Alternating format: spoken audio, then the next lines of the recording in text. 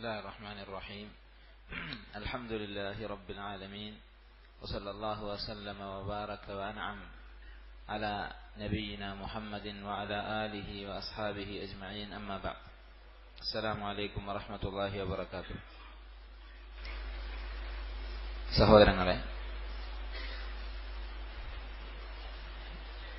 നമ്മുടെ വിഷയം നിങ്ങൾക്കറിയാം. കിതാബു തൗഹീദ്, ഷെയ്ഖുൽ ഇസ്ലാം മുഹമ്മദ് ബിൻ അബ്ദുൽ വഹാബ് റഹിമഹുല്ലാഹ് എഴുതിയിട്ടുള്ള അറിയപ്പെട്ട അഖീദയുടെ കിതാബാണ്.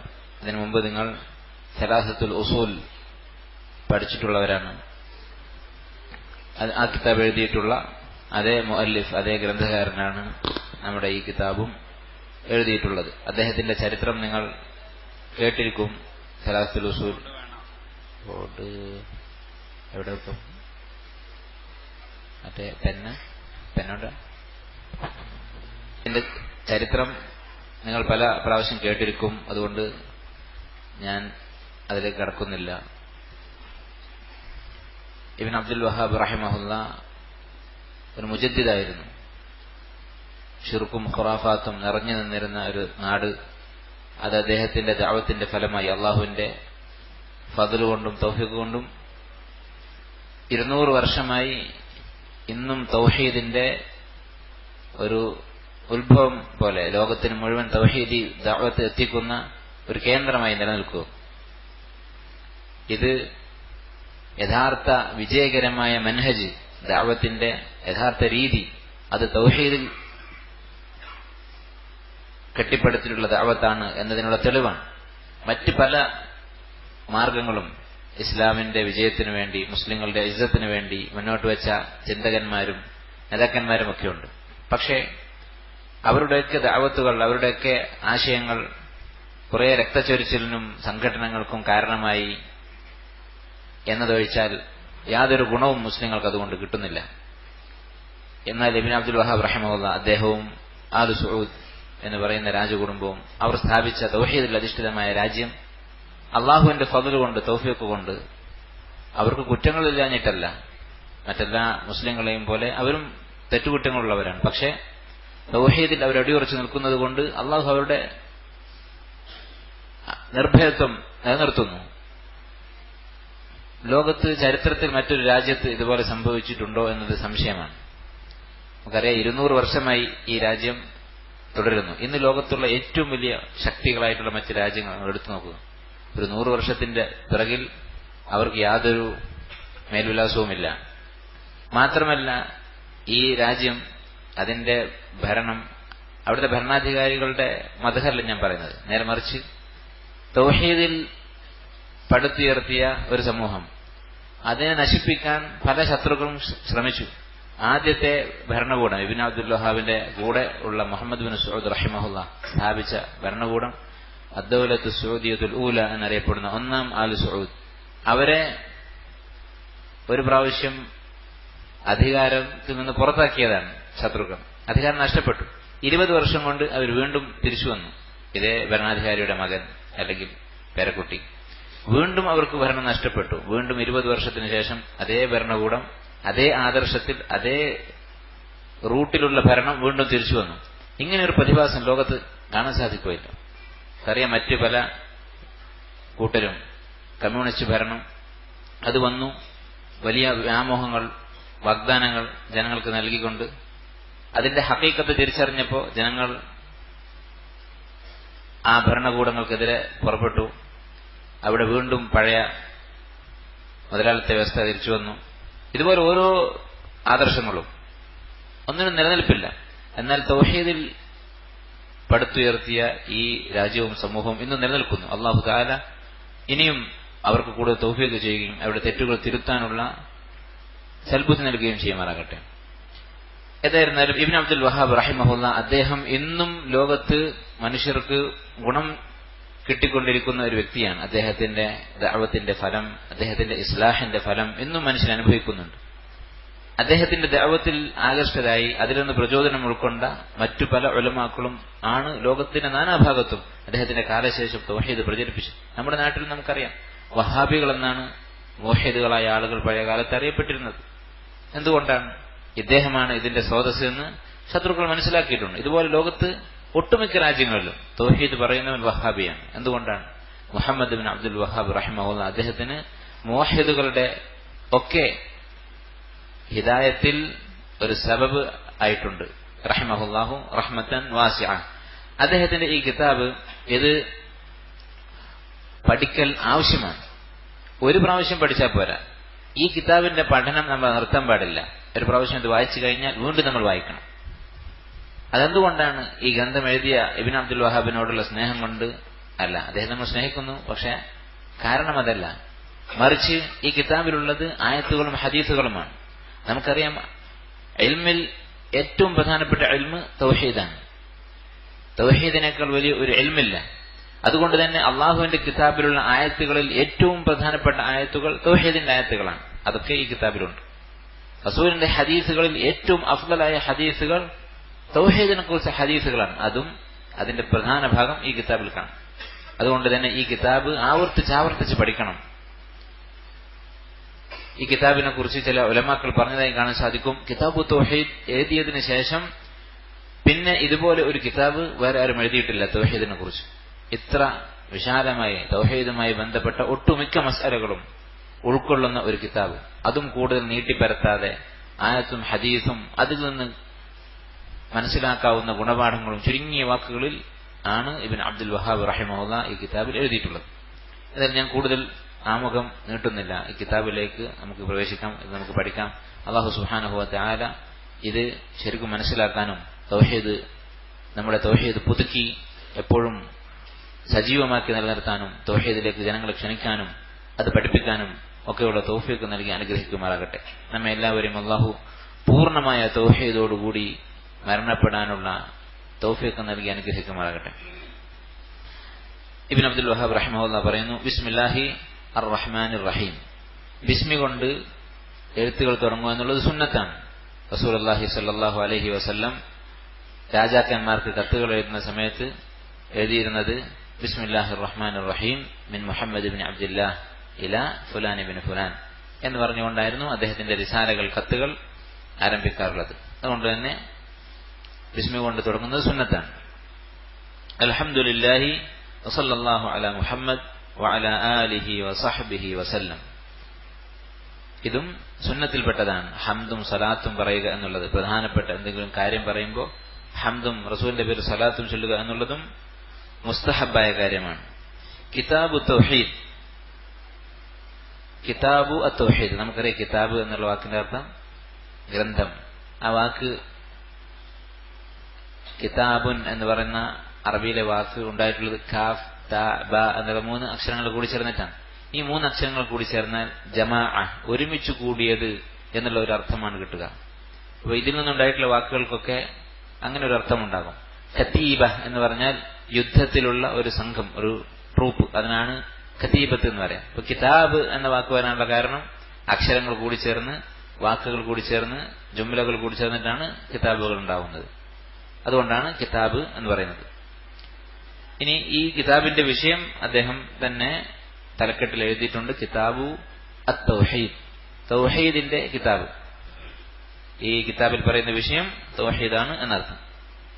വഖൗലില്ലാഹി തആല, അല്ലാഹു സുബ്ഹാനഹു വ തആലയുടെ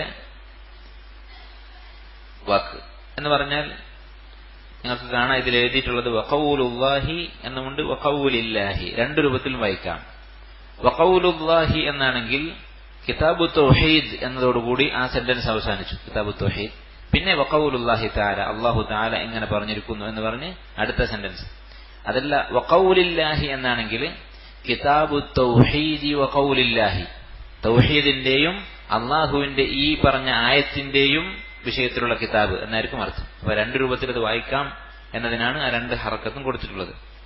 വമാ ഖലഖ്തുൽ ജിന്ന വൽ ഇൻസ ഇല്ലാ ലിയഅബ്ദൂൻ മാ ഉരീദു മിൻഹും മിർ റിസ്ഖിൻ വമാ ഉരീദു അൻ യുത്ഇമൂൻ. ഈ ആയത്തിന്റെ വിശദീകരണമാണ് യഥാർത്ഥത്തിൽ ഈ കിതാബ്. ഈ ആയത്ത് എന്താണ് തൗഹീദ് എന്ന് വിശദീകരിക്കുന്ന ആയത്താണ്. നമുക്കറിയാം ഈ ആയത്തിന്റെ അർത്ഥം നമ്മൾ പല പ്രാവശ്യം കേട്ടിട്ടുള്ളതാണ്. വമാ ഖലഖ്തുൽ ജിന്ന വൽ ഇൻസ, ജിന്നിനെയും ഇൻസിനെയും ഞാൻ സൃഷ്ടിച്ചിട്ടില്ല, ഇല്ലാ ലിയഅബ്ദൂൻ, എന്നെ ഇബാദത്ത് ചെയ്യാൻ വേണ്ടിയല്ലാതെ. അത്രയാണ് മത്നിൽ ഈ കിതാബിൽ അദ്ദേഹം കൊടുത്തിട്ടുള്ളത്. പക്ഷെ ആയത്തിന്റെ പൂർണ്ണരൂപം മാ ഉരീദു മിൻഹും മിൻ റിസ്ഖിൻ, അവരിൽ നിന്ന് ഞാൻ റിസ്ക് ഉദ്ദേശിക്കുന്നില്ല. വമാ ഉരീദു അൻ യുത്ഇമൂൻ, അവർ എനിക്ക് ഭക്ഷണം നൽകണമെന്നും ഞാൻ ഉദ്ദേശിക്കുന്നില്ല.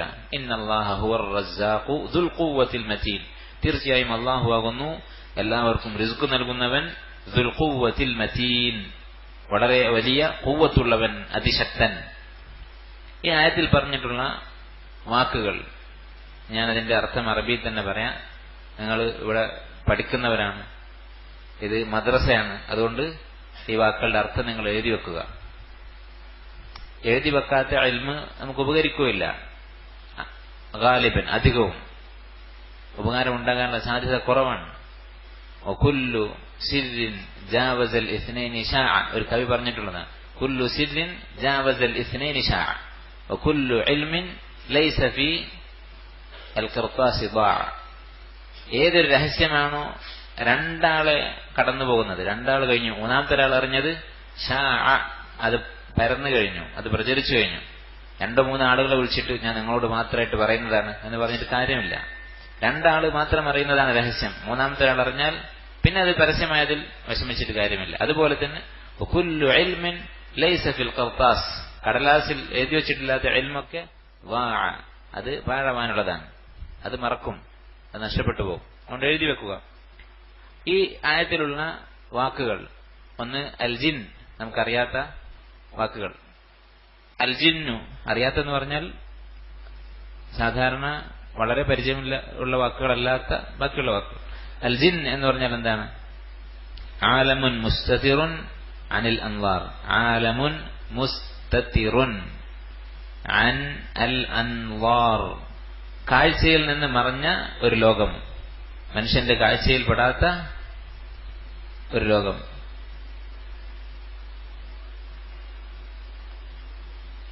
റാഷിദുണ്ടോ? റാഷിദുണ്ടോ പുറത്ത്? ആലമുൻ മുസ്തതിറുൻ അനിൽ അൻവാർ, കണ്ണിൽ പെടാത്ത ഒരു ലോകം. അൽ ഇൻസ് എന്ന് പറഞ്ഞാൽ നമുക്കറിയാം ബനു ആദം, ആദം അലൈഹിസ്സലാമിന്റെ മക്കളാണ് അൽ ഇൻസ്. അൽ ഇൻസ് എന്ന് പറഞ്ഞാൽ ബനു ആദം. യഅ്ബുദൂൻ എന്ന് പറഞ്ഞാൽ യുവഹിദൂൻ, അല്ലാഹുവിനെ മാത്രം ആരാധിക്കുന്നു. ഇനി എന്താണ് ഇതിൽ അറിയാനുള്ള വാക്ക്? യഅ്ബുദൂൻ എന്നതിൽ ഇബാദത്ത് എന്നൊരു വാക്കുണ്ട്. ഇബാദത്തിൽ നിന്നാണ് യഅ്ബുദൂൻ എന്ന വാക്കുണ്ടായിട്ടുള്ളത്. ഇബാദത്ത് എന്ന് പറഞ്ഞാൽ എന്താണ്?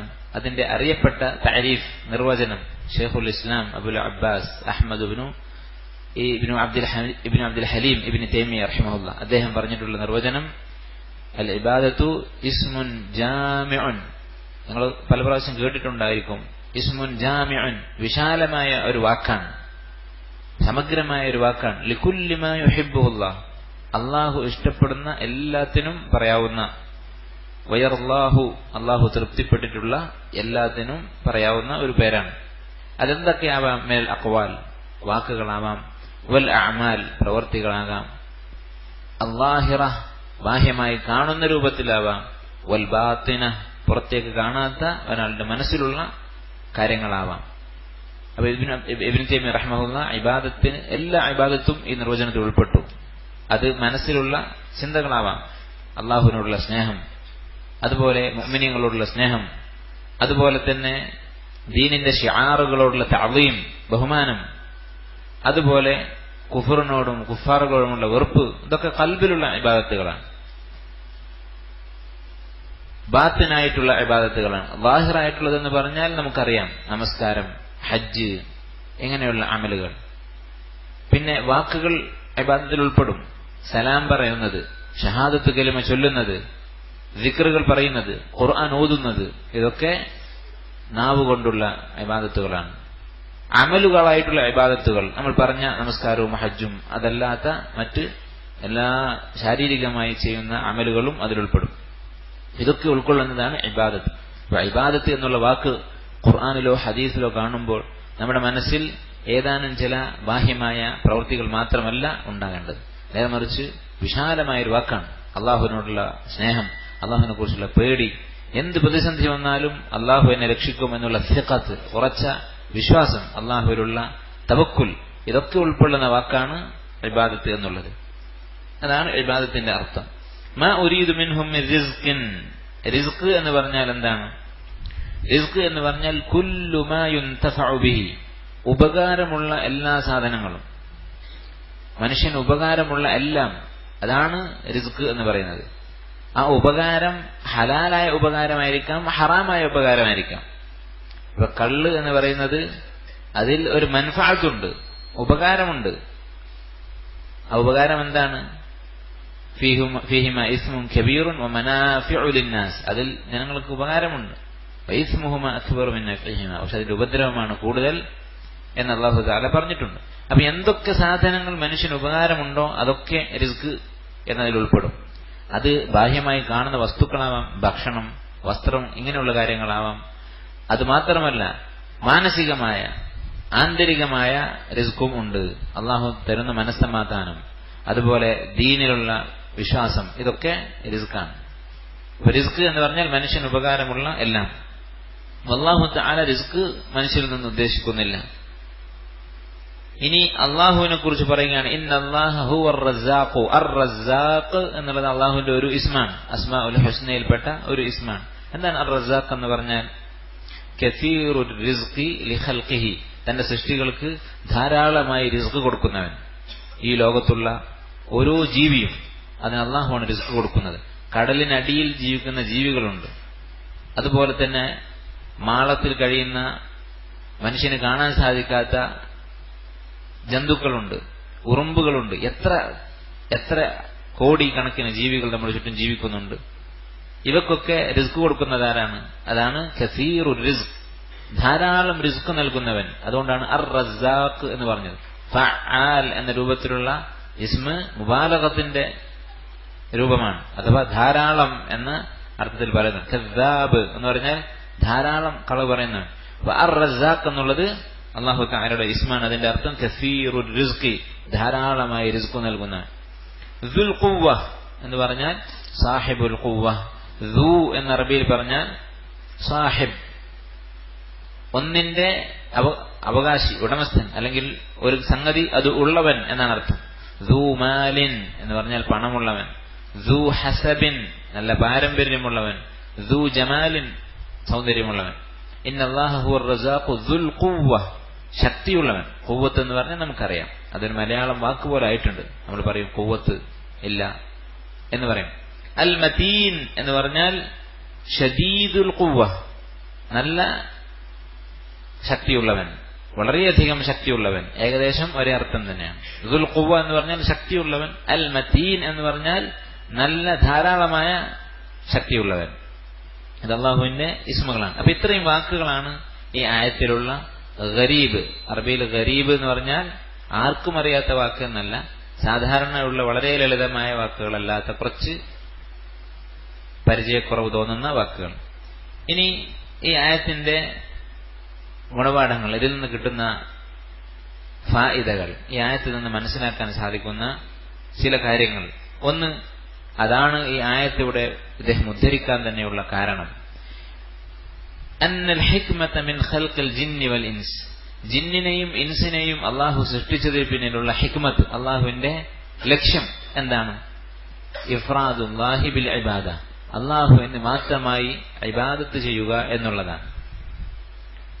വമാ ഖലഖ്തുൽ ജിന്ന വൽ ഇൻസ ഇല്ലാ ലിയഅ്ബുദൂൻ, ജിന്നിനെയും ഇൻസിനെയും സൃഷ്ടിച്ചിട്ടില്ല എനിക്ക് മാത്രമായി ഇബാദത്ത് ചെയ്യാനല്ലാതെ. ഇവിടെ ഈ മാത്രം എന്നുള്ള അർത്ഥം എവിടെ നിന്നാണ് കിട്ടിയത്? അത് മറ്റ് തെളിവുകളിൽ നിന്ന് കിട്ടുന്നതാണ്. അഥവാ ഒരാൾ അള്ളാഹുവിന് ഇബാദത്ത് ചെയ്തു എന്ന് പറയണമെങ്കിൽ അള്ളാഹുവിന് മാത്രം ഇബാദത്ത് ചെയ്യണം, എന്നാലേ അതിനെ അള്ളാഹുവിന് ഇബാദത്ത് ചെയ്തു എന്ന് പറയുകയുള്ളൂ. എന്താണ് അതിനുള്ള തെളിവ്? സൂറത്തുൽ കാഫിറൂനിൽ നമ്മൾ പറയുന്നത് എന്താണ്? ഖുൽ യാ അയ്യുഹൽ കാഫിറൂൻ ലാ അഅ്ബുദു മാ തഅ്ബുദൂൻ വലാ അൻതും ആബിദൂന മാ അഅ്ബുദ്, നിങ്ങൾ ഞാൻ ആരാധിക്കുന്നതിനെ ആരാധിക്കുന്നില്ല. നമുക്കറിയാം മക്ക മുശ്രിക്കുകൾ അള്ളാഹുവിനെ ആരാധിച്ചിരുന്നു, മക്ക മുശ്രിക്കുകൾ ഹജ്ജ് ചെയ്തിരുന്നു, അവർക്ക് പല ഇബാദത്തുകളും ഉണ്ടായിരുന്നു. പക്ഷെ അതൊന്നും അള്ളാഹുവിനുള്ള ഇബാദത്തല്ല. കാരണം അള്ളാഹുവിനുള്ള ഇബാദത്ത് എന്ന് പറഞ്ഞാൽ മറ്റ് ഇലാഹുകൾക്ക് അവയുടെ ആരാധകന്മാർ ചെയ്യുന്ന ഇബാദത്ത് പോലെയല്ല. അവർക്ക് ഒന്നിലധികം ഇലാഹുകളെ ആരാധിക്കാൻ സാധിക്കും. പക്ഷെ അള്ളാഹുവിനുള്ള ഇബാദത്ത് അത്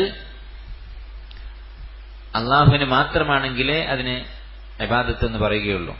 ഒരാൾക്ക് 10 സ്ത്രീകളെ വിവാഹം കഴിക്കാൻ സാധിക്കുകയില്ല, അതിന് വ്യഭിചാരം എന്നാണ് പറയുക.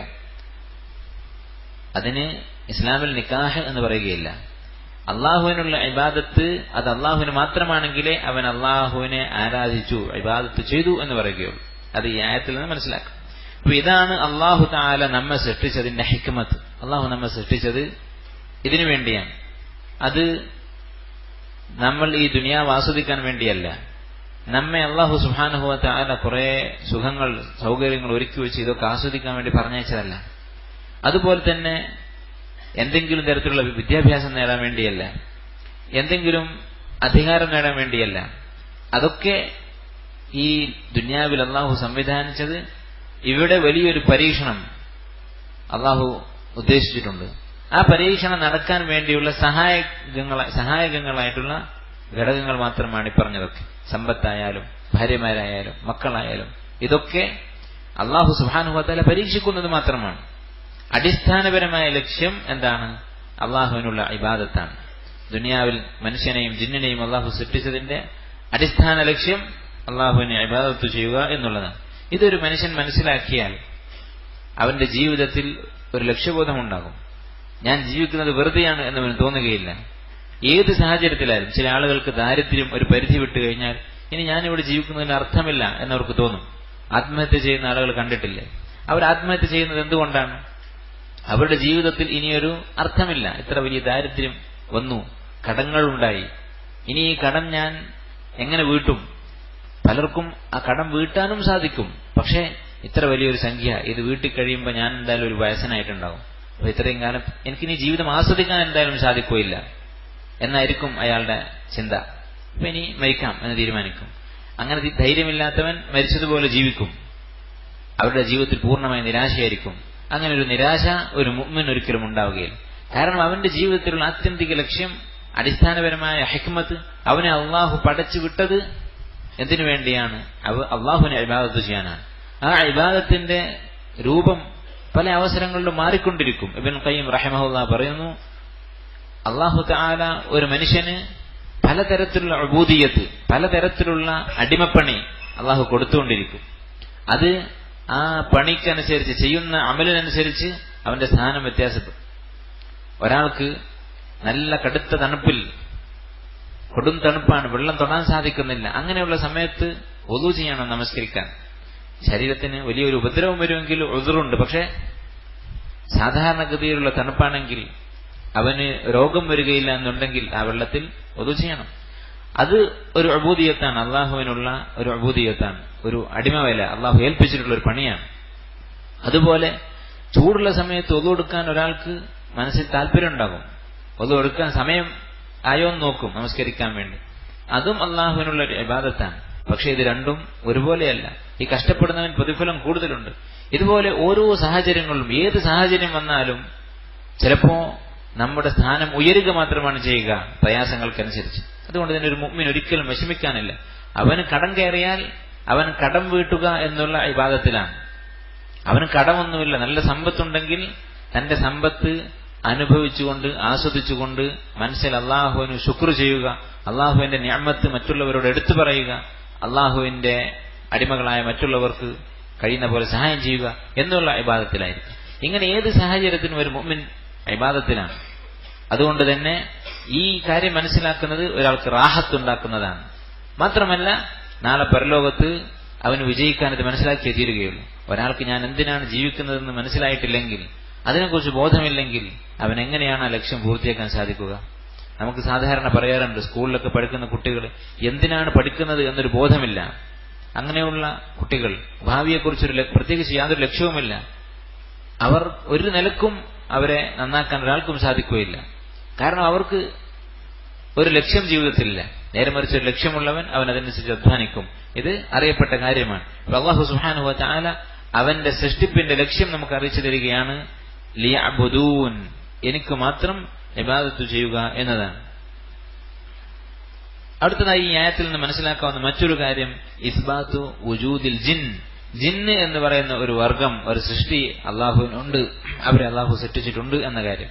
ചില ആളുകൾ ഇത് നിഷേധിക്കുന്നവരുണ്ട്. ആധുനികത തലക്ക് പിടിച്ചിട്ട് ഇത് നിഷേധിക്കുന്ന ആളുകളുണ്ട്. അവർ പറയുന്നത് ജിന്ന് എന്ന് പറഞ്ഞാൽ ആദിവാസികളാണ്, അല്ലെങ്കിൽ അപരിഷ്കൃതരായ ബതുക്കളായ ആളുകളാണ്, അങ്ങനെ പ്രത്യേകിച്ച് സൃഷ്ടിയില്ല എന്നൊക്കെ പറയുന്നവരുണ്ട്.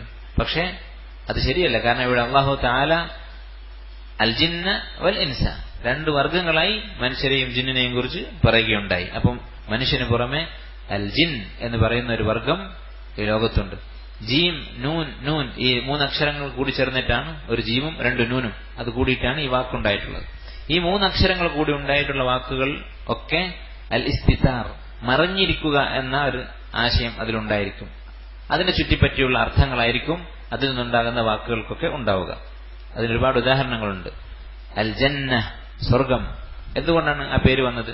സ്വർഗം എന്ന് പറയുന്നത് അതിലുള്ള തോട്ടങ്ങൾ കൊണ്ട്, അതിലുള്ള മനോഹരമായ വൃക്ഷങ്ങൾ കൊണ്ട്, അത് പൊതിഞ്ഞിരിക്കുന്നത് കൊണ്ട് പുറത്തു നിൽക്കുന്ന ആൾക്ക് ഉള്ളിലേക്ക് കാണാൻ സാധിക്കുകയില്ല. അതുപോലെ തന്നെ അൽ ജുന്ന, യുദ്ധത്തിൽ ഉപയോഗിക്കുന്ന പരിച, അതിനകത്തിരിക്കുന്ന ആൾ മറിഞ്ഞിരിക്കും. അതുപോലെ അൽ ജനീൻ, ഗർഭത്തിൽ കിടക്കുന്ന ശിശുവിന്, ഗർഭസ്ഥ ശിശുവിന് ജനീൻ എന്നാണ് പറയുക, പുറത്തേക്ക് കാണാൻ സാധിക്കുകയില്ല. മജ്നൂൻ, ബുദ്ധി മറഞ്ഞുപോയ ആളാണ്, അവന്റെ ബുദ്ധി പുറത്തേക്ക് കാണുന്നില്ല, അതുകൊണ്ട് ഉപയോഗമില്ല. ഇങ്ങനെ ഈ വാക്കുകൾക്കൊക്കെ അൽ ഇസ്തിതാർ എന്നൊരു അർത്ഥമുണ്ടാകും. ജിന്ന് എന്ന് പറയുന്ന വർഗം നമുക്ക് കാണാൻ സാധിക്കുകയില്ല. ഇന്നഹു യറാക്കും ഹുവ വഖബീലുഹു മിൻ ഹൈസു ലാ തറൗനഹും. ഇബ്ലീസിനെ കുറിച്ച് അല്ലാഹു പറഞ്ഞതാണ്, അവനും അവന്റെ കൂട്ടുകാരും അവന്റെ ആളുകളും നിങ്ങളെ കാണുന്നു, നിങ്ങൾ അവരെ കാണാത്ത നിലക്ക്. ഇതാണ് രണ്ടാമത്തെ കാര്യം. മൂന്നാമത്തേത് കമാലു ഗിന, കമാലു ഗിന അല്ലാഹി അസ്സ വജൽ, അള്ളാഹുവിന്റെ ഗിന, അള്ളാഹുവിന്റെ ഐശ്വര്യത്തിന്റെ കമാൽ, പൂർണ്ണത. അള്ളാഹു സുബ്ഹാനഹു വ തആല ഗനിയാണ്. അള്ളാഹുവിന്റെ ഒരു ഇസ്മാണ് അൽ ഗനിയു എന്നുള്ളത്. വല്ലാഹു ഹുവൽ ഗനിയു, അള്ളാഹു ആകുന്നു അൽ ഗനി. വ അൻതുമുൽ ഫുഖറാ, നിങ്ങൾ ആവശ്യക്കാരാകുന്നു. എല്ലാ മനുഷ്യരും, മനുഷ്യന്റെ ഒരു വസ്ഫുൻ ദാതി, അവന്റെ ശരീരത്തിലുള്ള, അവനെ വിട്ടുപിരിയാത്ത ഒരു വസ്ഫാണ്, ഒരു ഗുണമാണ് ഫഖർ എന്നുള്ളത്. മനുഷ്യൻ ആവശ്യക്കാരനാണ്. എത്ര വലിയ സ്ഥാനത്തെത്തിയാലും, എത്ര സമ്പന്നനായാലും മനുഷ്യൻ ഫഖീറാണ്. ഒരു കാര്യത്തിനല്ലെങ്കിൽ മറ്റൊരു കാര്യത്തിൽ അവൻ ഫഖീറായിരിക്കും. സമ്പത്തിന്റെ കാര്യത്തിൽ അവൻ സ്വാശ്രയനാണെങ്കിൽ, ആരെയും ആവശ്യമില്ലെങ്കിൽ, അവന്റെ ശരീരത്തിന് രോഗമുണ്ടാകും, അതിനവൻ ഒരു വൈദ്യരെ ആവശ്യമുള്ളവനാണ്. അവൻ അതിലും ആവശ്യക്കാരനല്ലെങ്കിൽ അവൻ വൈകാരികമായി അവന്റെ മനസ്സിന് സമാധാനം കിട്ടാൻ അവന്റെ മാതാപിതാക്കളും ഭാര്യമാരും മക്കളും ഒക്കെ അവൻ ആവശ്യമാണ്. ഒരു പിതാവ് എത്ര വലിയ സമ്പന്നനാണെങ്കിലും ചെറിയ ബുദ്ധിയില്ലാത്ത അവന്റെ കുട്ടിയെ കാണാതെ അവന് സമാധാനമില്ല. അവൻ മാനസികമായി ഫഖീറാണ്. ഈ കുട്ടിയില്ലാതെ അവൻ ജീവിക്കാൻ സാധിക്കുകയില്ല. അല്ലാഹു സുബ്ഹാനഹു വ തആല ഹുവൽ ഗനിയു, അവനാകുന്നു ഒന്നും ആവശ്യമില്ലാത്തവൻ, അവന് ഒരു ഫഖറുമില്ല. ഇതാണ് മൂന്നാമത് മനസ്സിലാക്കാൻ സാധിക്കുന്നത്. മാ ഉരീദു മിൻഹും മിൻ റിസ്ഖിൻ, അവരിൽ നിന്ന് ഞാൻ റിസ്ക് ഉദ്ദേശിക്കുന്നില്ല എന്നതിൽ നിന്നാണ് ഈ കാര്യം മനസ്സിലാക്കാൻ സാധിക്കുന്നത്. അള്ളാഹു ഒരു നിലക്കുള്ള റിസ്ക്കും പ്രതീക്ഷിക്കുന്നില്ല. അത് ഭൗതികമായ വസ്തുക്കളാവട്ടെ, ഇങ്ങനെയുള്ള മാനസികമായ കാര്യങ്ങളാവട്ടെ, ഒരു നിലക്കുമുള്ള റിസ്ക് അള്ളാഹു സുബ്ഹാനഹു വ തആല സൃഷ്ടികളിൽ നിന്ന് ഉദ്ദേശിക്കുന്നില്ല. നാലാമത്തെ കാര്യം ഈ ആയത്തിൽ നിന്ന് മനസ്സിലാക്കാവുന്നത് അന്ന മസ്ദറ റിസ്ഖി മിനല്ലാഹി, റിസ്കിന്റെ സ്രോതസ് അള്ളാഹുവിൽ നിന്നാണ്. ഒരു മനുഷ്യൻ എന്തൊക്കെ ചെയ്താലും, എന്തൊക്കെ സബബുകൾ അവൻ ചെയ്താലും, അവന്റെ റിസ്ക് വരുന്നത് അള്ളാഹുവിൽ നിന്നാണ്. ഇന്നല്ലാഹ ഹുവർ റസ്സാഖ്, അള്ളാഹുവാണ് റസ്സാഖ്. നമ്മൾ എത്ര പണിയെടുത്താലും, നമ്മൾ എത്ര ബുദ്ധി ഉപയോഗിച്ചാലും റിസ്ക് ആത്യന്തികമായി അള്ളാഹു നിശ്ചയിച്ചതേ ലഭിക്കുകയുള്ളൂ.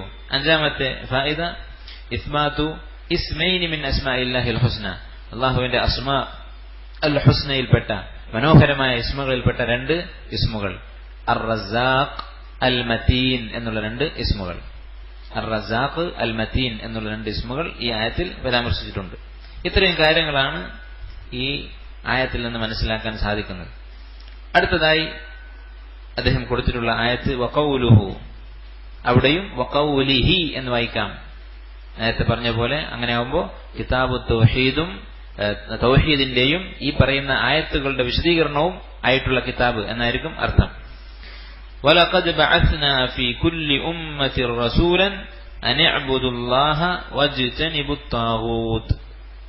വലഖദ് ബഅസ്നാ, തീർച്ചയായും നാം നിയോഗിച്ചിട്ടുണ്ട് ഫി കുല്ലി ഉമ്മ, ഓരോ സമുദായത്തിലും റസൂലൻ, ഒരു റസൂലിനെ, അനിഅ്ബുദുല്ലാഹ, എന്തിനു വേണ്ടിയാണ്? അള്ളാഹുവിനെ ആരാധിക്കാൻ വേണ്ടി. അവിടെയും അള്ളാഹുവിനെ മാത്രം ആരാധിക്കാൻ വേണ്ടി എന്നാണ് അർത്ഥം. കാരണം നമുക്കറിയാം അൽ ഖുർആൻ യുഫസ്സിറു ബഅ്ദുഹു ബഅ്ദ, ഖുർആന്റെ ഒരു ഭാഗം മറ്റൊരു ഭാഗത്ത് വിശദീകരിക്കുന്നുണ്ടാകും. അല്ലാഹു തആല ഒരു സ്ഥലത്ത് ഉഅ്ബുദുല്ലാഹ് അല്ലെങ്കിൽ ലിയഅ്ബുദൂൻ, എന്നെ ആരാധിക്കുക, എന്നെ ആരാധിക്കാൻ വേണ്ടി എന്നൊക്കെ പറഞ്ഞാൽ ഇബാദത്തുല്ലാഹി, അള്ളാഹുവിനുള്ള ഇബാദത്ത് എന്ന വാക്കുണ്ടെങ്കിൽ അതിന്റെ അർത്ഥം ഇബാദത്തുല്ലാഹി വഹ്ദഹു, അവനെ മാത്രം എന്നാണ്. മാത്രം എന്നതിന് പ്രത്യേകം പറയേണ്ട ആവശ്യമില്ല. നമസ്കാരം എന്ന് പറഞ്ഞാൽ വുളു ഇല്ലാത്ത ഒരാൾ നമസ്കരിച്ചിട്ട് കാര്യമുണ്ടോ? അപ്പൊ നമസ്കരിക്കുക എന്ന് പറയുന്നിടത്ത് എല്ലായിടത്തും വുളു എടുക്കണമെന്ന് പറഞ്ഞിട്ടല്ല. പക്ഷെ നമുക്കറിയാം വുളു ഇല്ലാത്തത് നമസ്കാരം എന്നതിന് പറയുകയില്ല. അതൊരു നാടകം, ഒരഭിനയം, വ്യായാമം എന്നേ പറയാൻ സാധിക്കുകയുള്ളൂ. എന്നതുപോലെ ഇവിടെയും ഉദ്ദേശം അള്ളാഹുവിനെ മാത്രം ആരാധിക്കുക. വജ്തനിബു ത്വാഗൂത്ത്, പിന്നെ ഒന്നുകൂടി ഓർമ്മിപ്പിച്ചു അള്ളാഹു താഗൂത്തിനെ, അള്ളാഹുവിന് പുറമെ ആളുകൾ ആരാധിക്കുന്ന വിഗ്രഹങ്ങളും ആരാധ്യ വസ്തുക്കളുമാണ് താഗൂത്ത്, അതിനെ ഒഴിവാക്കുകയും ചെയ്യുക എന്ന് പറയാൻ വേണ്ടി എല്ലാ ഉമ്മത്തിലും റസൂലിനെ പറഞ്ഞയച്ചിട്ടുണ്ട് എന്നാണ് അള്ളാഹു തആല പറയുന്നത്. ഈ ആയത്ത് സൂറത്ത് നഹ്ലിലുള്ള ആയത്താണ്. അതിന്റെ ബാക്കി ഇങ്ങനെയാണ്, ഫമിൻഹും മൻ ഹദല്ലാഹ്, അങ്ങനെ അക്കൂട്ടരിൽ, ആ സമുദായങ്ങളിൽ ചിലരെ അള്ളാഹു ഹിദായത്തിലാക്കി. വമിൻഹും മൻ ഹഖ്ഖത് അലൈഹി ദ്ദലാല, മറ്റു ചിലർക്ക് ദലാലത്ത് നിർബന്ധമായി. ഫസീറു ഫിൽ അർദി ഫൻദുറു കൈഫ കാന ആഖിബത്തുൽ മുകദ്ദിബീൻ, അതുകൊണ്ട് നിങ്ങൾ ഭൂമിയിൽ യാത്ര ചെയ്യുക, കളവാക്കിയ നിഷേധികളുടെ ആഖിബത്ത്, അവരുടെ അന്തിമ ഫലം, പരിണതി എന്തായിരുന്നു എന്ന് നിങ്ങൾ കണ്ട് മനസ്സിലാക്കുക. ഇതിലുള്ള വാക്കുകൾ ബഅസ്ന എന്ന് പറഞ്ഞാൽ അർസൽന, പറഞ്ഞയച്ചു എന്ന്, നിയോഗിച്ചു. സാധാരണ അർസല എന്നുള്ള വാക്കാണ് നമുക്ക് പരിചയം. ബഅസ എന്ന് പറഞ്ഞാൽ അതേ അർത്ഥം തന്നെ. പിന്നെ റസൂലൻ, വലഖദ് ബഅസ്ന ഫീ കുല്ലി ഉമ്മത്തിൻ റസൂലൻ, റസൂൽ എന്ന് പറഞ്ഞാൽ മൻ ഊഹിയ ഇലൈഹി ബിശറഇൻ വഉമിറ ബിതബ്ലീഗിഹി, മൻ ഊഹിയ ഇലൈഹി ബിശറഇൻ, ഏത് ഒരാൾക്കാണോ ഒരു ശറഅ് അല്ലാഹു വഹയായിട്ട് കൊടുത്തത്, പുതിയ ഒരു ശറഅ്, ഒരു നിയമവ്യവസ്ഥ, ഒരു ശരീഅത്ത് ആർക്കൊക്കെയാണോ അല്ലാഹു കൊടുത്തിട്ടുള്ളത് അയാളാണ് റസൂൽ. വഉമിറ ബിതബ്ലീഗിഹി, അതിന്റെ തബ്ലീഗ്, അത് ജനങ്ങൾക്ക് എത്തിക്കുക എന്നതും അദ്ദേഹത്തിന് ബാധ്യതയാണ്. ഈ രണ്ട് കാര്യങ്ങൾ വന്നിട്ടുള്ള ആളാണ്, ഈ രണ്ട് കാര്യങ്ങൾ ഒത്തിട്ടുള്ള ആളാണ് റസൂൽ എന്ന് പറയുന്നത്. മൻ ഊഹിയ ഇലൈഹി ബിശറ, അയാൾക്കൊരു ശറഅ് അല്ലാഹു കൊടുത്തിരിക്കും. വഉമിറ ബിതബ്ലീഗ്, തബ്ലീഗ് എന്നുള്ള ദൗത്യം, ആ ശറഅ് പ്രചരിപ്പിക്കുക എന്നുള്ളത് അദ്ദേഹത്തെ ഏൽപ്പിച്ചിരിക്കും. ഇതാണ് റസൂൽ. നബി എന്ന് പറഞ്ഞാൽ എന്താണ്? നബി എന്ന് പറഞ്ഞാൽ മൻ അമറഹുല്ലാഹു ബിദ്ദഅവതി ഇലാ ശരീഅതി മൻ കാന ഖബ്ലഹു, തനിക്ക് മുമ്പുള്ള റസൂലിന്റെ ശരീഅത്തിലേക്ക് ദഅവത്ത് ചെയ്യാൻ അള്ളാഹു ഏൽപ്പിച്ചിട്ടുള്ള ആൾ. നബിയുടെ ഡ്യൂട്ടി ഒരു റസൂലിന്റെ ശരീഅത്തിലേക്ക് ക്ഷണിക്കലാണ്. റസൂലാണ് പുതിയ ശരീഅത്തുമായി കടന്നു വരുന്നത്. ഉദാഹരണത്തിന് ഹാറൂൻ അലൈഹിസ്സലാം, മൂസ അലൈഹിസ്സലാം റസൂലാണ്. മൂസ നബി അലൈഹി സ്വലാത്തു വസ്സലാമിന്റെ തൗറാത്തിൽ അള്ളാഹു പഠിപ്പിക്കുന്ന ശരീഅത്തിലേക്ക് ജനങ്ങളെ ക്ഷണിക്കുകയാണ് ഹാറൂൻ അലൈഹിസ്സലാമിന്റെ ദൗത്യം. അതാണ് റസൂലും നബിയും തമ്മിലുള്ള വ്യത്യാസം. വജ്തനിബു ത്വാഗൂത്ത്, അള്ളാഹുവിനെ മാത്രം ആരാധിക്കുകയും ത്വാഗൂത്തിനെ ഒഴിവാക്കുകയും ചെയ്യുക, ഉപേക്ഷിക്കുകയും ചെയ്യുക എന്ന് പറയാൻ വേണ്ടിയിട്ടാണ് പറഞ്ഞയച്ചത് എന്ന് പറഞ്ഞു. ഇജ്തനിബു എന്ന് പറഞ്ഞാൽ എന്താണ്? ഇജ്തനിബു എന്ന് പറഞ്ഞാൽ നമുക്കറിയാം, ജാനിബുൻ എന്ന് പറഞ്ഞാൽ ഒരു വശം എന്ന അർത്ഥം. അൽ ജാനിബുൽ ഐമൻ വൽ ജാനിബു അൽ ജാനിബുൽ യമീൻ വ ജാനിബു ഷിമാൽ എന്ന് പറയും, വലതു ഭാഗം ഇടതു ഭാഗം. ഇജ്തനിബു എന്ന് പറഞ്ഞാൽ ഇബ്തഇദു, ഏത് വശത്താണോ ഈ വസ്തു ഉള്ളത്, എന്തിൽ നിന്നാണോ നമ്മൾ അകലുന്നത് ആ വസ്തു ഉള്ളത്, അതിനെ വിട്ട് മറ്റൊരു വശത്തേക്ക് മാറുക എന്നാണ് ഇജ്തനിബു എന്നതിന്റെ അർത്ഥം. അപ്പോ അത്തർക്കു മഅൽ ഇബ്തിആദ്, ഒരു കാര്യം ഒഴിവാക്കുക എന്ന് മാത്രമല്ല ഇജ്തിനാബ് എന്ന വാക്കിന്റെ അർത്ഥം. അതിന് തെർക്കുൻ എന്നാണ് പറയാ അറബിയിൽ, ഒഴിവാക്കുക, ഉപേക്ഷിക്കുക. ഉപേക്ഷിക്കുക മാത്രമല്ല, അതിന്റെ അടുത്ത് പോലും നിൽക്കാതെ അകന്നു പോവുക, അതാണ് ഇജ്തിനാബുൻ, ഇജ്തനബ എന്ന് പറയുന്ന വാക്കിന്റെ അർത്ഥം. എന്തിനാണ് ഉപേക്ഷിക്കാൻ പറഞ്ഞത്? അത്താഗൂത്ത്, താഗൂത്തിനെ. താഗൂത്ത് എന്നാൽ എന്താണ് അർത്ഥം? അതുണ്ടായിട്ടുള്ളത് തുഗ്യാൻ എന്ന വാക്കിൽ നിന്നാണ്. തുഗ്യാനൻ, തുഗ്യാൻ എന്ന് പറഞ്ഞാൽ പരിധി വിടുക. ഫത്വഗൽ മാഉ, വെള്ളം പരിധി വിട്ടു. നൂഹ് അലൈഹി ഇസ്ലാമിന്റെ പ്രളയത്തെക്കുറിച്ച് പറഞ്ഞിട്ടുള്ളതാണ്. അപ്പൊ പരിധി വിടുക എന്നുള്ളതാണ് തുഗ്യാൻ എന്ന വാക്കിന്റെ അർത്ഥം. അതിൽ നിന്നുണ്ടായതാണ് ത്വാഗൂത്ത് എന്നുള്ളത്, പരിധി വിട്ടവൻ. എന്ത് കാര്യത്തിൽ പരിധി വിട്ടവനാണ്? ഉലമാക്കൾ ഇതിനെ വിശദീകരിച്ചുകൊണ്ട് പറഞ്ഞത്, കുല്ലു മാ തജാവസ ബിഹിൽ അബ്ദു ഹദ്ദഹു, ഒരു അടിമ ആരുടെ വിഷയത്തിലാണോ പരിധി വിട്ടിട്ടുള്ളത് അവനാണ് താഗൂത്ത്. എന്തൊക്കെ കാര്യത്തിലാണ് പരിധി വിടുക? മിൻ മഅബൂദിൻ ഔ മത്ബൂഇൻ ഔ മുത്വാഅ, അത് മഅബൂദാവാം.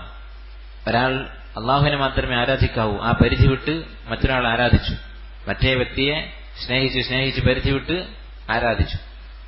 ഔ മത്ബൂഇൻ, അല്ലെങ്കിൽ ഒരാളുടെ അനുയായിയായി മാറിയിട്ട് ഒരാളുടെ ഒരു കൽപ്പനകൾ അനുസരിച്ച് ദീനിനെതിരായിട്ടുള്ള കൽപ്പനകളും അനുസരിക്കാൻ തുടങ്ങി. ഔ മുത്വാഇൻ, അല്ലെങ്കിൽ അനുസരണ. ആദ്യത്തേത് ഒരു നേതാവായി അയാളെ തന്നെ പിന്തുടർന്ന് നബി സല്ലല്ലാഹു അലൈഹി വസല്ലമയുടെ സുന്നത്തിനെതിരായി അദ്ദേഹത്തെ പിന്തുടർന്നു. അതുപോലെ തന്നെ ഒരാളുടെ കൽപ്പനകൾ അനുസരിച്ചുകൊണ്ട് അയാളുടെ കൽപ്പന ദീനിനെതിരാവുമ്പോഴും അത് പിന്തുടരുന്നു. ഇങ്ങനെ ഒരു അടിമ ആരുടെ വിഷയത്തിലാണോ പരിധി വിടുന്നത് അവനാണ് ത്വാഗൂത്ത് എന്ന് പറയുന്നത്. ഇബ്നുൽ ഖയ്യിം റഹിമഹുല്ലാഹ് പറഞ്ഞു, വത്തവാഗീതു കസീറൂൻ.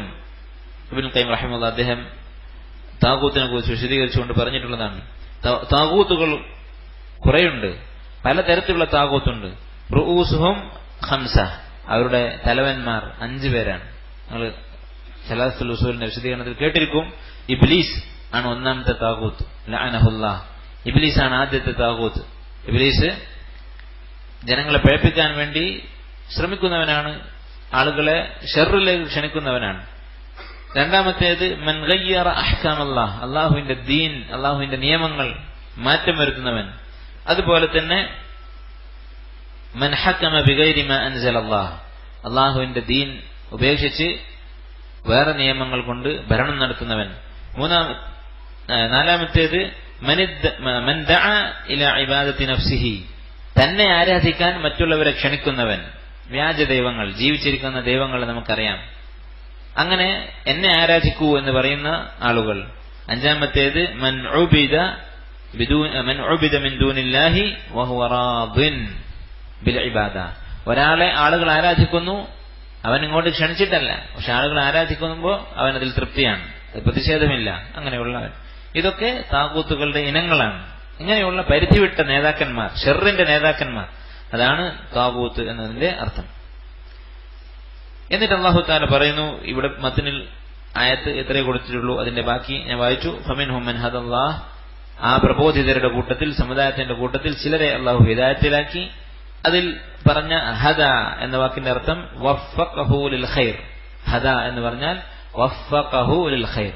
നമുക്കറിയാം ഹിദായത്ത് 2 രൂപത്തിലുണ്ട്, ഹിദായത്തു ഇർഷാദ് വ ഹിദായത്തു തൗഫീഖ്. ഇർഷാദിന്റെ ഹിദായത്ത് എന്ന് പറഞ്ഞാൽ ഒരാൾക്ക് ഖൈറും ഷർറും വിശദീകരിച്ചു കൊടുത്തു, പറഞ്ഞു കൊടുത്തു, ഇതാണ് ഖൈർ, ഇതാണ് ഷർ എന്ന് പറഞ്ഞു കൊടുത്തു. ആ ഹിദായത്ത് അല്ലാഹു തആല എല്ലാ മനുഷ്യന്മാർക്കും കൊടുത്തിട്ടുണ്ട്. അമ്മ സമൂദ ഫഹദൈനാഹും, സമൂദ് ഗോത്രത്തെ നാം ഹിദായത്തിലാക്കി. ഫസ്തഹബ്ബുൽ അമ അലൽ ഹുദ, പക്ഷെ അവർ അന്ധതയാണ് തെരഞ്ഞെടുത്തത്. ഹിദായത്ത് വേണ്ട, അന്ധത മതി എന്നവർ തെരഞ്ഞെടുത്തു. ഇപ്പൊ സമൂദ് ഗോത്രം ഹിദായത്തിലായോ? ഇല്ല, നമുക്കറിയാം, അവർ അല്ലാഹു നശിപ്പിച്ചു കളഞ്ഞതാണ്. അപ്പൊ ഇവിടെ ഹിദായത്ത് കൊണ്ട് ഉദ്ദേശിക്കുന്നത് ഹിദായത്തു ബയാൻ, ഹുദൻ ലിന്നാസ്. ഖുർആൻ എല്ലാ ജനങ്ങൾക്കുമുള്ള സന്മാർഗമാണ്. ഉദ്ദേശിക്കുന്നത് എന്താണ്? എല്ലാ മനുഷ്യർക്കും ഹലാലും ഹറാമും ഖുർആൻ വിശദീകരിച്ചു കൊടുക്കുന്നു. രണ്ടാമത്തെ ഹിദായത്ത് തൗഫീഖ്, അത് അല്ലാഹുവിന് മാത്രം സാധിക്കുന്നതാണ്. ഹിദായത്ത് തൗഫീഖ് എന്ന് പറയുന്നത് ഒരാൾക്ക് മനസ്സിലായ ഖൈറ് ചെയ്യാനുള്ള സൗഭാഗ്യം, അതിനുള്ള തൗഫീഖ്. തൗഫീഖ് എന്നുള്ള വാക്കിനെ ഉലമാക്കൾ പറയുന്നത് ഒരാളുടെ ഇറാദത്ത്, അയാളുടെ മനസ്സിലെ ഉദ്ദേശവും അള്ളാഹുവിന്റെ ഖദറും കൂട്ടിമുട്ടുന്നതാണ് തൗഫീഖ് എന്ന് പറയുന്നത്. ആ തൗഫീഖ്, സൗഭാഗ്യം ചെയ്യാനുള്ള സഹായം, അത് അള്ളാഹുവിൽ നിന്ന് കിട്ടുന്നതിന് ഹിദായത്ത് എന്ന് പറയും. ഇന്നക ലാ തഹ്ദീ മൻ അഹ്ബബ്ത വലാകിന്ന അല്ലാഹ യഹ്ദീ മൻ യശാ. ഈ ആയത്തിൽ പറഞ്ഞിട്ടുള്ളത് ഈ ഹിദായത്താണ്. മറ്റുള്ളവരെ കുറിച്ച് അള്ളാഹു പറഞ്ഞു, അമിൻഹും മൻ ഹഖ്ഖത് അലൈഹി ദ്വലാല, അവരുടെ കൂട്ടത്തിൽ ചിലർക്ക് ദ്വലാലത്ത് നിർബന്ധമായി എന്ന് പറഞ്ഞാൽ അവർ ദ്വലാലത്ത് തെരഞ്ഞെടുത്തു, അപ്പോഴേ അള്ളാഹു അവരതിൽ തന്നെ ഉറപ്പിച്ചു നിർത്തി. ഫലമ്മ സാഉ അസാഖ അല്ലാഹു ഖുലൂബഹും, അവർ പിഴക്കാൻ തീരുമാനിച്ചപ്പോൾ അള്ളാഹു അവരെ പഴപ്പിച്ചു. ഫീ ഖുലൂബിഹിം മറദുൻ ഫസാദഹും അല്ലാഹു മറദ. ഇത്രയുമാണ് ഈ ആയത്തിൽ ഉള്ള വാക്കുകൾ. ഇതിന്റെ അർത്ഥം നമ്മൾ പറയുകയുണ്ടായി. ഇനി ഇതിൽ നിന്ന് മനസ്സിലാക്കാവുന്ന ചില പോയിന്റ്സ്, ഇതിൽ നിന്ന് മനസ്സിലാക്കാവുന്ന ചില ഫായിദകൾ. ഒന്ന്, ബയാനു അന്നന്നാസ ലം യുത്രകു ഹമല. സലാത്തുൽ ഉസൂൽ പറഞ്ഞതുപോലെ ഇബ്നു അബ്ദുൽ വഹാബ് റഹിമഹുല്ലാഹ് അവിടെ പറഞ്ഞിട്ടുള്ളതാണ്. അല്ലാഹു തആല അവനാണ് നമ്മെ സൃഷ്ടിച്ചത്. അവൻ ലം യത്രുക്ന ഹമല വലൻ യത്രുക്കന സുദാ. അവൻ നമ്മെ വെറുതെ വിടുകയില്ല. വെറുതെ സൃഷ്ടിച്ചതല്ല, ഇനി നാളെ വെറുതെ വിടുകയുമില്ല. ഇപ്പൊ മനുഷ്യനെ അള്ളാഹു വെറുതെ സൃഷ്ടിച്ചതല്ല. ഈ ജീവിതം ഒരു പരീക്ഷണമാണ്. ആ കാര്യം ഈ ആയത്തിൽ നിന്ന് മനസ്സിലാക്കാം. എങ്ങനെ മനസ്സിലാകും? ഇതിൽ നിന്ന് വലഖദ് ബഅസ്നാ ഫീ കുല്ലി ഉമ്മത്തിൻ റസൂലൻ. എന്തിനാണ് പിന്നെ റസൂലിനെ പറഞ്ഞയച്ചത്? വെറുതെ സൃഷ്ടിച്ചതായിരുന്നെങ്കിൽ റസൂലിനെ പറഞ്ഞേക്കേണ്ട കാര്യം ഉണ്ടായിരുന്നില്ല. അപ്പോൾ അല്ലാഹു തആല നമ്മെ വെറുതെ സൃഷ്ടിച്ചതല്ല. അം ഹസിബ്തും അന്നമാ ഖലഖനാകും അബസൻ വഅന്നകും ഇലൈനാ ലാ തുർജഊൻ. നിങ്ങളെ ഞാൻ വെറുതെ അബസ് എന്ന് പറഞ്ഞാൽ നമ്മൾ വെറുതെ ഇങ്ങനെ കൈകൊണ്ടൊക്കെ കളിക്കൂലേ, നിസ്കാരത്തിൽ ചിലർ ചെയ്യും. അതുപോലെ ചെറിയ കുട്ടികൾ ഒരു ലക്ഷ്യമില്ലാതെ വെറുതെ അലക്ഷ്യമായി ചെയ്യുന്ന പ്രവൃത്തികൾ, അതാണ് അബസ് എന്ന് പറയുന്നത്. അങ്ങനെ അബസായിട്ട് നിങ്ങളെ സൃഷ്ടിച്ചതാണോ? ഇത് അല്ലാഹു തആല നമ്മെ പേടിപ്പിക്കുന്ന ഒരു ചോദ്യമാണ് യഥാർത്ഥത്തിൽ. വഅന്നകും ഇലൈനാ ലാ തുർജഊൻ. നിങ്ങൾ എന്റെ അടുക്കലേക്ക് മടങ്ങി വരികയില്ല എന്ന് നിങ്ങൾക്ക് തോന്നുന്നുണ്ടോ? രണ്ടാമത്തെ കാര്യം, ഉമൂമുർ റിസാലത്തി ലിജമീഇൽ ഉമം. എല്ലാ ഉമ്മത്തുകൾക്കുമുള്ള അല്ലാഹുവിന്റെ റസൂലിന്റെ റിസാലത്തിന്റെ ഉമൂമിയത്ത്, അത് എല്ലാവർക്കും ഉള്ളതാണ്. മറ്റുള്ള മുർസലീങ്ങൾ, അമ്പിയാക്കൾ അവരുടെ ഓരോരോ സമുദായത്തിലേക്കായിരുന്നു വന്നിരുന്നത്. ഈസാ അലൈഹിസ്സലാം നമുക്കറിയാം, അദ്ദേഹം ബനു ഇസ്രായേലിലേക്കാണ് വന്നത്. അവരുടെ മാറ്റിത്തിരുത്തപ്പെട്ട ബൈബിളിൽ തന്നെ അത് പറയുന്നുണ്ട്. ബനു ഇസ്രായേലിലേക്ക്, ഇസ്രായേലിന്റെ മക്കളിലേക്ക്, ഇസ്രായേലിൽ നിന്ന് നഷ്ടപ്പെട്ട ആടുകളിലേക്ക് നിയോഗിക്കപ്പെട്ട ഇടയനാണ് ഞാൻ എന്ന് പറയുന്നതായിട്ട്. അപ്പം ഈസാ അലൈഹി ഇസ്ലാമിനെ അള്ളാഹു പറഞ്ഞയച്ചത് ബനു ഇസ്രായേലിലേക്കാണ്. അതുപോലെ ഓരോ നബിമാരെയും അള്ളാഹു തആല അതാത് സമുദായങ്ങളിലേക്കാണ് പറഞ്ഞയച്ചത്. നമ്മുടെ നബി മുഹമ്മദ് സല്ലല്ലാഹു അലൈഹി വസല്ലം അദ്ദേഹത്തിന്റെ ഖസായിസിൽപ്പെട്ടതാണ്, അദ്ദേഹത്തിന്റെ സവിശേഷതകളിൽപ്പെട്ടതാണ് ഉമൂമു റിസാലത്തിഹി, അദ്ദേഹത്തിന്റെ റിസാലത്തിന്റെ വ്യാപ്തി. അത് എല്ലാ സൃഷ്ടികൾക്കും, അസ്സഖലൈൻ, രണ്ട് വർഗങ്ങളിൽപ്പെട്ട ജിന്നും മനുഷ്യനുമായ ആരൊക്കെയുണ്ടോ അവർക്കെല്ലാം ബാധകമാണ് മുഹമ്മദ് സല്ലല്ലാഹു അലൈഹി വസല്ലമയുടെ ശരീഅത്ത്. എത്രത്തോളം എന്ന് വെച്ചാൽ ഈസാ അലൈഹിസ്സലാം അദ്ദേഹം അവസാന കാലത്ത് ഇറങ്ങി വരും എന്ന് നമുക്കറിയാം. ആ സമയത്ത് അദ്ദേഹം ഭരണം നടത്തുക, അദ്ദേഹം വിധിക്കുക മുഹമ്മദ് നബി സല്ലല്ലാഹു അലൈഹി വസല്ലമയുടെ ശരീഅത്തിന്റെ അടിസ്ഥാനത്തിലായിരിക്കും. അപ്പോൾ ഇനി മുതൽ നബി സല്ലല്ലാഹു അലൈഹി വസല്ലമയുടെ നിയോഗം മുതൽ ഖിയാമത്ത് വരെയുള്ള ഓരോ മുക്കല്ലഫും, ഓരോ മനുഷ്യനും ജിന്നും വിശ്വസിക്കേണ്ടത്, പിന്തുടരേണ്ടത് അല്ലാഹുവിന്റെ റസൂൽ മുഹമ്മദ് ഇബ്നു അബ്ദുല്ലാഹി സല്ലല്ലാഹു അലൈഹി വസല്ലം അദ്ദേഹത്തെയാണ്. ഇതാണ് രണ്ടാമത്തെ ഫായിദ. മൂന്നാമത്തേത്, മുഹിമ്മത്തുർ റുസുൽ അദ്ദഅവതു ഇലാ ഇബാദത്തില്ലാഹി വൽ കുഫ്റു ബിമാ സിവാഹു. മുഹിമ്മത്തുർ റുസുൽ, മുർസലീങ്ങളുടെ പ്രധാന ദൗത്യം, അവരുടെ പ്രധാന ജോലി എന്താണ്? അദ്ദഅവതു ഇലാ ഇബാദത്തില്ലാഹ്, അല്ലാഹുവിലേക്കുള്ള ദഅവത്ത്, അല്ലാഹുവിന് മാത്രം ഇബാദത്ത് ചെയ്യുക എന്നത് ജനങ്ങളെ പഠിപ്പിക്കുക. അതാണ് റസൂലുമാരുടെ ദൗത്യം. ഇത് നിഷേധിക്കുന്ന ബിദ്അത്തിന്റെ കക്ഷികൾ കാണാം. നബിമാര് വന്നത് ഭരണം സ്ഥാപിക്കാനാണ് എന്ന് പറയുന്ന ആളുകളുണ്ട്. മൗലാന മൗദൂദി അദ്ദേഹം പറഞ്ഞിട്ടുണ്ട്, മൂസയും ഫിർഔനും തമ്മിലുള്ള പ്രശ്നം ആരാണ് ആരാധ്യൻ എന്നതായിരുന്നില്ല, മറിച്ച് ആർക്കാണ് മിസ്റിന്റെ ഭരണം എന്നതായിരുന്നു. ഇങ്ങനെയുള്ള ദലാലത്തിനുള്ള മറുപടിയാണിത്. വലഖദ് ബഅസ്നാ ഫീ കുല്ലി ഉമ്മത്തിൻ റസൂൽ, കുല്ലി ഉമ്മ, എല്ലാ ഉമ്മത്തിലേക്കും അല്ലാഹു പറഞ്ഞയച്ചത് ഇതിനു വേണ്ടിയാണ്. അതിൽ മൂസ അലൈഹിസ്സലാമും പെട്ടു, എല്ലാ നബിമാരും പെട്ടു. നാലാമത്തേത്, ഇന്ന ഹിദായത്ത് തൗഫീഖി ഖാസ്സത്തുൻ ബില്ലാഹ്. ഹിദായത്ത് തൗഫീഖ്, ഒരാൾക്ക് ഹിദായത്ത് നൽകുക എന്നുള്ളത്, നമ്മൾ പറഞ്ഞ രണ്ടാമത്തെ തരം ഹിദായത്ത് അഥവാ മനസ്സിലാക്കിയ ഖൈർ അമലിൽ വരുത്താനുള്ള സൗഭാഗ്യം നൽകുക എന്നുള്ളത്, അത് അള്ളാഹുവിന് മാത്രം സാധിക്കുന്ന കാര്യമാണ്. ഒരേ വീട്ടിൽ നിന്ന് തന്നെ, ഒരേ ഗർഭപാത്രത്തിൽ ജനിച്ചവരെ തന്നെ ഒരാളെ അള്ളാഹു തആല ഹിദായത്തിലാക്കുന്നു, ഒരാളെ അള്ളാഹു തആല ദലാലത്തിലാക്കുന്നു. എന്തുകൊണ്ട് ഹിദായത്തിലാക്കുന്നു? അത് അള്ളാഹുവിന്റെ ഫദ്ല്, അള്ളാഹുവിന്റെ ഔദാര്യമാണ്. എന്തുകൊണ്ട് ദലാലത്തിലാക്കുന്നു? അത് അള്ളാഹുവിന്റെ അദൽ, ആ വ്യക്തി അത് അർഹിക്കുന്നില്ല. ഇതാണ് അതിനുള്ള കാരണം. അള്ളാഹു സുബ്ഹാനഹു വ തആലക്ക് മാത്രം സാധിക്കുന്നതാണ് ഹിദായത്ത് നൽകുക എന്നുള്ളത്. നമുക്കറിയാം, നബി സല്ലല്ലാഹു അലൈഹി വസല്ലം അദ്ദേഹത്തിന്റെ പിതാവിന്റെ സഹോദരന്മാർ 4 പുരുഷന്മാർ, അതിൽ 2 പേർക്ക് അള്ളാഹു ഹിദായത്ത് കൊടുത്തു, 2 പേർ കാഫിറായി മരണപ്പെട്ടു. കാഫിർ എന്ന് മാത്രമല്ല, നബി സല്ലല്ലാഹു അലൈഹി വസല്ലം കഠിന ശത്രുക്കളും അദ്ദേഹത്തെ ഉപദ്രവിക്കുന്നവരുമായിരുന്നു. ഒരാൾ. അബൂ താലിബ് നബി ഉപദ്രവിച്ചിട്ടില്ല, പക്ഷെ കാഫിറായി തന്നെ മരിച്ചുപോയി. ഹംസയും അബ്ബാസും അവർക്ക് അല്ലാഹു തആല ഹിദായത്ത് കൊടുത്തു. ഇങ്ങനെ അല്ലാഹു അവൻ ഉദ്ദേശിക്കുന്നത് യഹ്ദി മൻ യശാ, അവൻ ഉദ്ദേശിക്കുന്നവർക്ക് അവൻ ഹിദായത്ത് കൊടുക്കും. ഇത് നമ്മൾ മനസ്സിലാക്കണം. ഇത് മനസ്സിലാക്കിയാൽ നമുക്ക് കുറെ ആശ്വാസമുണ്ടാകും.